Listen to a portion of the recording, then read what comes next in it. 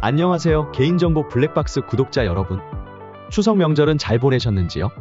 긴 명절 기간을 이용해 그 어느 때보다 푹 쉬는 시간 보내셨길 바랍니다. 그럼 이번 9월에도 지난달 개인정보 보호 뉴스를 요약하고 요점만 쏙쏙 뽑아 설명해드리는 개인정보 뉴스 브리핑 시작하도록 하겠습니다.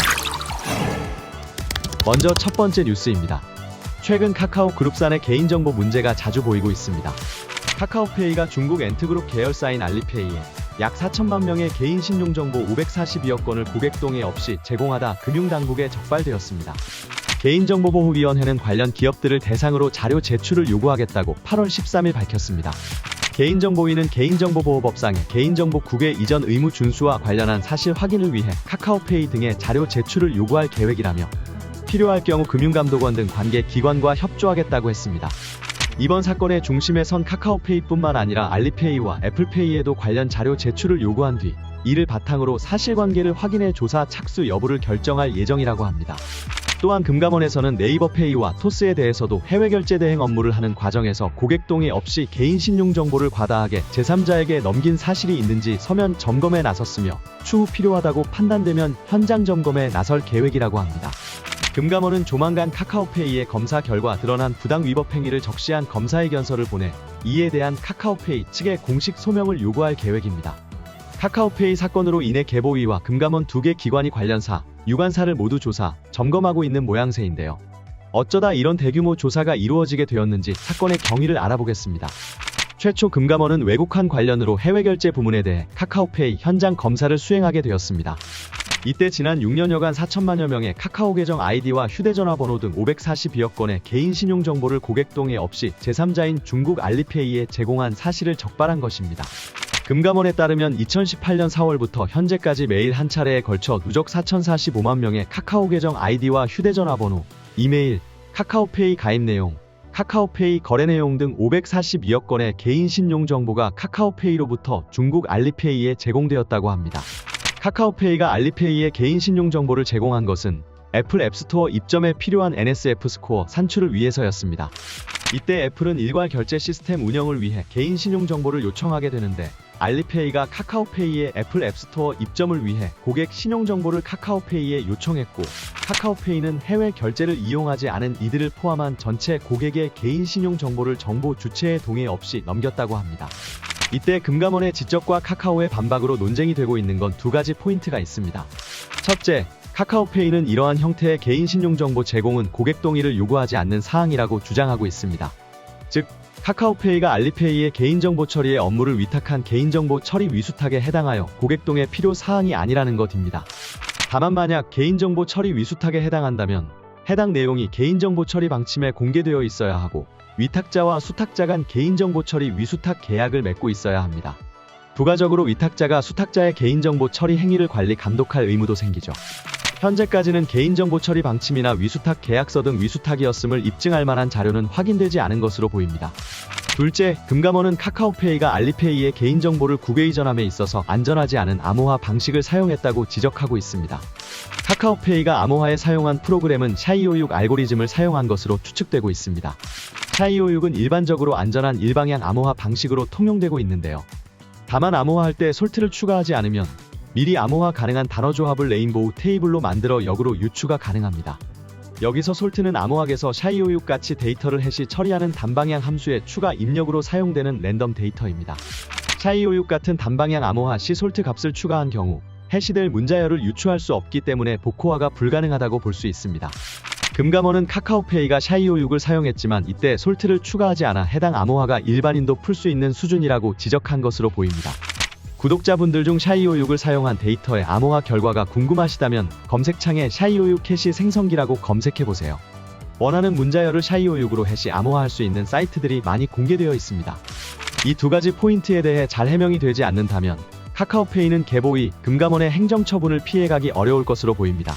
게다가 9월 4일 경찰에 따르면 서울수서경찰서는 신용정보법 위반 혐의를 받는 카카오페이와 신원근 대표이사, 류영준 전 대표이사를 서울중앙지검으로부터 넘겨받아 수사 중이라고 하는데요.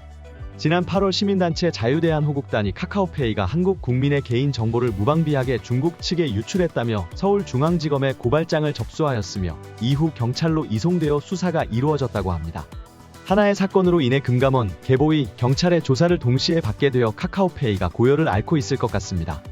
개인정보의 보호와 적법한 처리가 날이 갈수록 중요해지고 있으니 저희 구독자 여러분들도 항시 주의와 관리, 감독을 늦추지 않으셔야겠습니다. 다음 뉴스입니다. 의료대란 이슈 중에서도 개인정보와 관련한 이슈가 있습니다. 서울경찰청 사이버수사대는 개인정보보호법 위반 혐의로 전공의 A씨를 수사하고 있다고 8월 2일 밝혔습니다. 의료 현장에 복귀한 전공의들 명단을 올리고 병원 근무 중인 의사를 부역자로 지칭한 것에 대한 혐의입니다.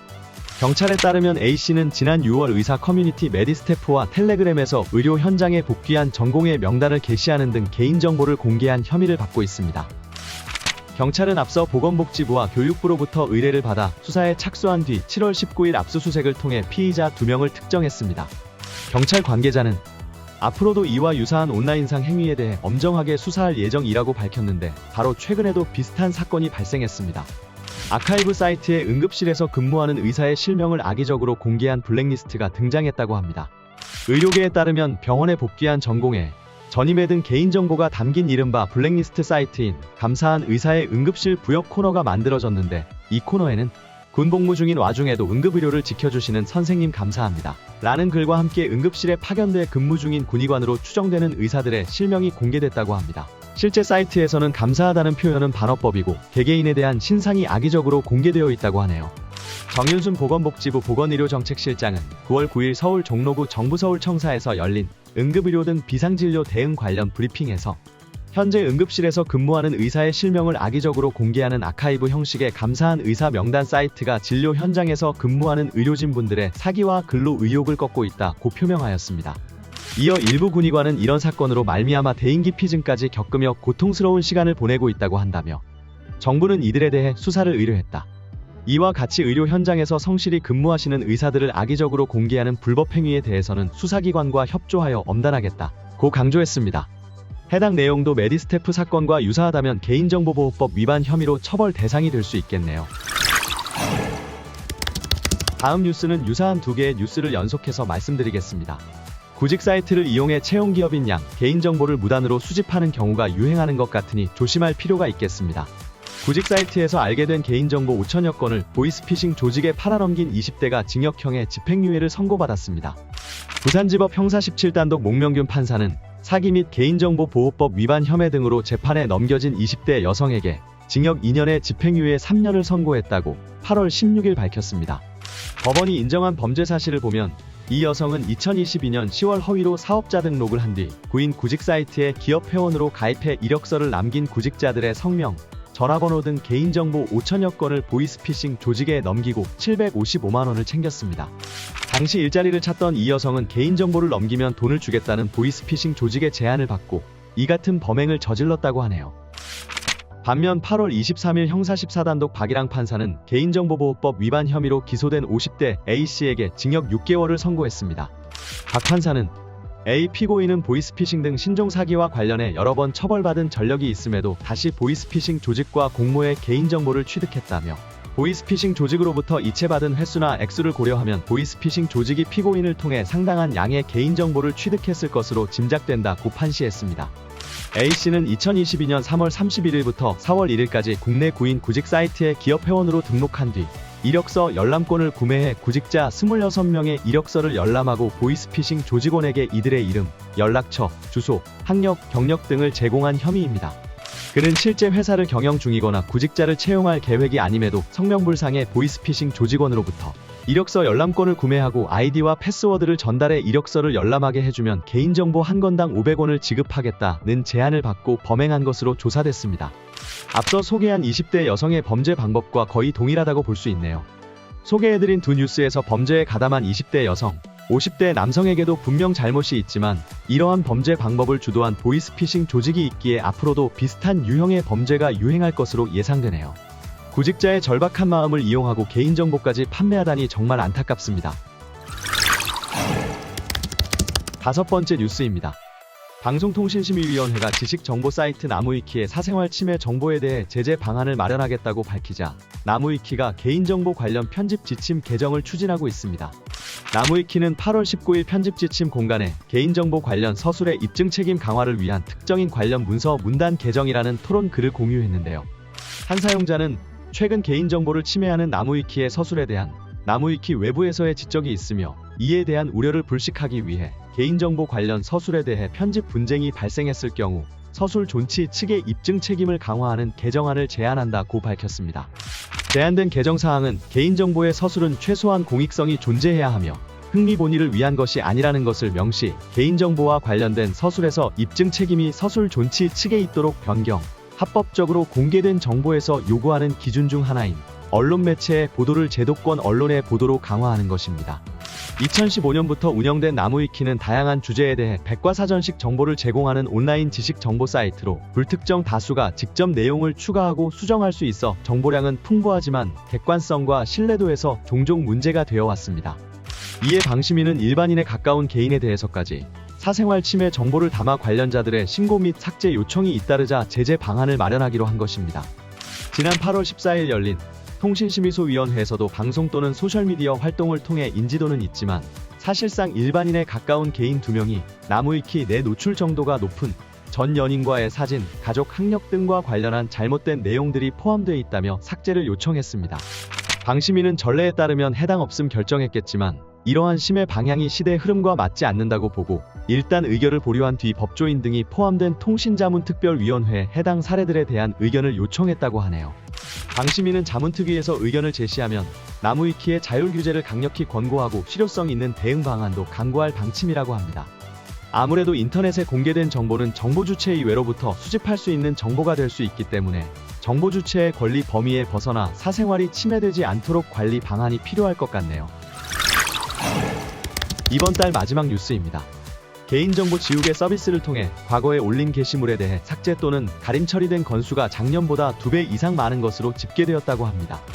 개인정보 지우개 서비스는 개인정보보호위원회에서 제공하는 서비스로 어릴 적 무심코 올린 개인정보가 포함된 온라인 게시물에 대해 삭제 및 비공개 처리 등을 도와줍니다. 계정을 분실하거나 사이트에서 탈퇴해 삭제가 불가능한 게시물 등이 있다면 지우개 서비스를 신청해 삭제 및 블라인드 처리를 요청할 수 있습니다. 나정현 서울대 소비자학과 교수는 21일 열린 개인정보위 주최 2024년 제4차 개인정보 미래포럼에서 올해 1월부터 7월까지 처리된 지우개 서비스 9,459건 가운데 개인정보위가 신청자를 대신해서 인터넷 사업자 등에게 게시글 삭제나 비공개를 요청, 접근 배제한 건수는 3,415건, 약 36.1%라고 밝혔습니다. 사업을 시작한 지난해 4월부터 12월까지 처리된 지우개 서비스 1813건 가운데 개인정보위가 접근 배제를 내린 건수는 1684건이었습니다. 서비스 2년 만에 이용자의 삭제 요청에 대해 실질적인 조처를 내린 건이 곱절 넘게 증가한 것입니다. 개인정보위 관계자는 관련 서비스에 대한 홍보가 강화됨에 따라 제도 취지에 맞는 신청이 늘었다며 이에 따라 실질적인 조치에 나선 건수도 증가한 것으로 보인다고 분석했습니다. 또한 올해부터 지우개 서비스의 신청 연령을 기존 24세 이하에서 30세 미만으로 확대하고 지원 대상에 해당하는 온라인 게시물의 작성 시기도 기존 18세 미만에서 19세 미만까지로 늘린다고 하네요. 저도 올해 유독 지우개 서비스 홍보글을 많이 봤던 것 같습니다.